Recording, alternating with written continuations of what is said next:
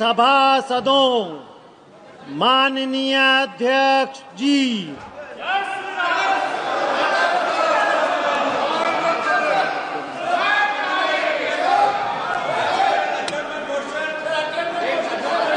महामहिम राष्ट्रपति जी के अभिभाषण के समय आप चर्चा करना। प्रश्न संख्या 1 श्री जी लक्ष्मी नारायण।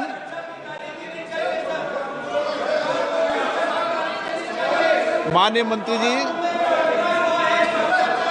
पटल पर रखा गया नरसंहार हुआ है। माननीय सदस्य सर आए हुए थे, दोबारा बुला लीजिए नाम था।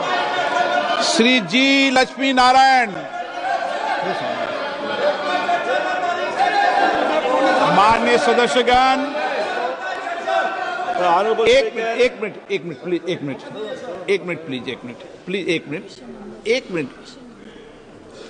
माननीय सदस्यगण, महामहिम राष्ट्रपति जी ने कुंभ के बारे में भी चर्चा की है, इसलिए आप जब महामहिम राष्ट्रपति जी के अभिभाषण के अंदर जब अपने विषय को रखें तो वो विषय भी आप रख सकते हैं।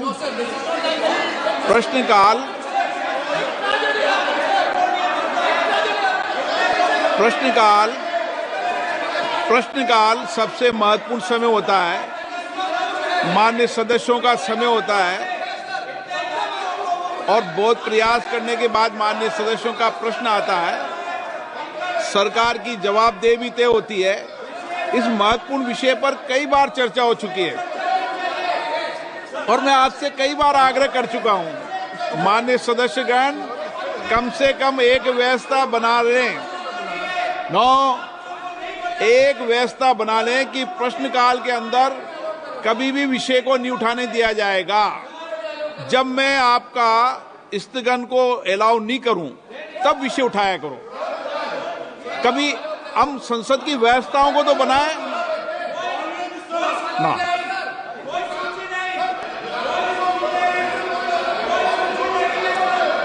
आप सदन नहीं चलाना चाहते, चर्चा नहीं करना चाहते। माननीय सदस्य। Sir, thank you speaker sir. Question number 1 पूछ रहा है सर, मैं सप्लीमेंट्री का। While the National Culture Fund has successfully facilitated the restoration of numerous historic monuments across the country, I would like to bring attention to Gupti Fort, located in my constituency of Anantapur, sir.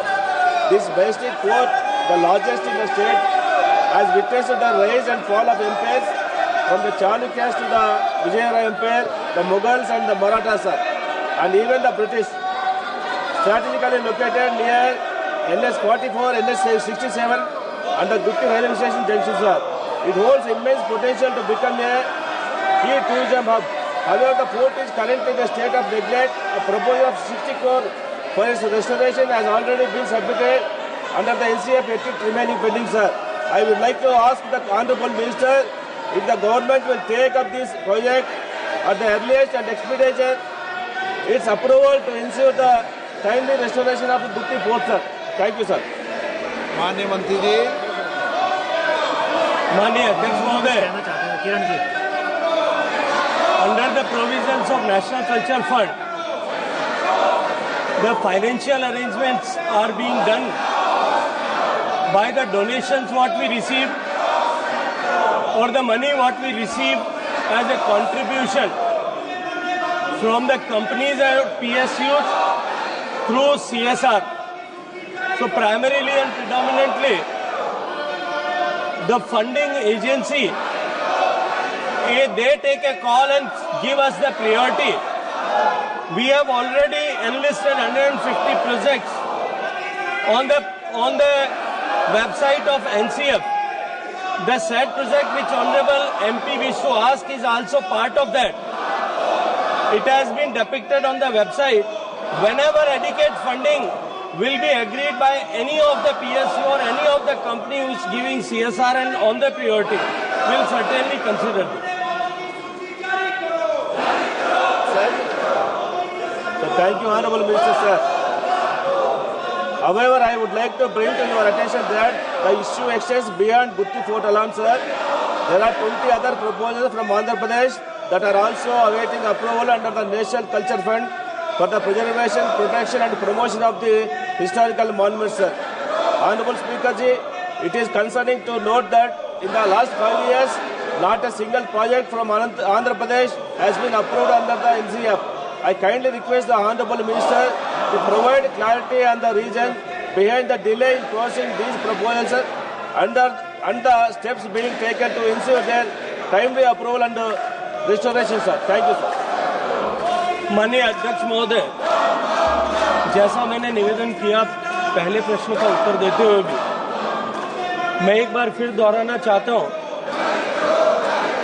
कि national culture fund के 150 जो ऐसे monuments की सूची हमने already website पर प्रकाशित की है, उसमें 21 ऐसे प्रोजेक्ट आंध्र प्रदेश स्टेट के हैं।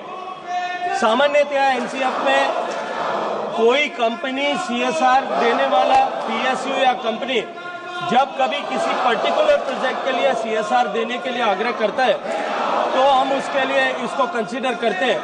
अभी हमने डीपीआईटी के साथ में बैठक करके सारे पीएसयू से आग्रह किया है कि वो कुछ धनराशि उपलब्ध कराएं। जब भी धनराशि उपलब्ध होगी किसी इस पर्टिकुलर इन प्रोजेक्ट्स को प्रायोरिटी करते हुए तो हम निश्चित रूप से उसको कंसीडर करने का प्रयास करेंगे। माननीय B Ramesh ji, This fund has proposed for water threatening and strengthening of Buddhist rock cut, stirrups and repairs of caves and the ruins of structural charya with 3 crore cost estimate. The project proposed also provides for a public amenities and landscape of gardens. Kindly, Honorable Minister has to say on this. फिर मैं वही निवेदन करूंगा कि हमने उसको सूचीबद्ध किया है, उस पर धनराशि उपलब्ध होने पर निश्चित रूप से उस पर कार्रवाई की जा सकती है। किरण रिजिजू जी, आप संसदीय कार्य मंत्री जी। सर, आज उम्मीद किया था कि अच्छा से पार्लियामेंट का क्वेश्चन आवर चलेगा।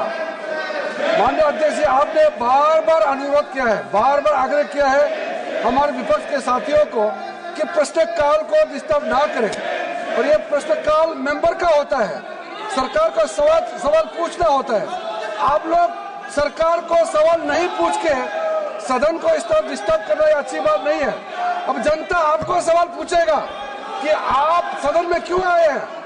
आपके आग्रह करने के बाद भी इस तरह का डिस्टर्बेंस करना ये अच्छा नहीं है। सरकार की तरफ से मैं खंडन करना चाहता हूँ। बाकी जो भी बोलना चाहते हैं वो राष्ट्रपति का अभिभाषण पर सब बोल सकते हैं।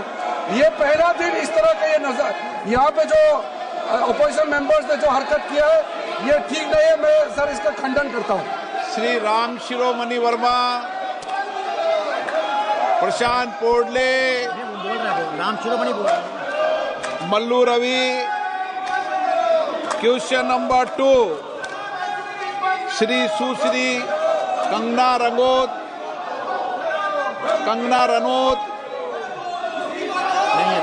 सुरेश कुमार कश्यप।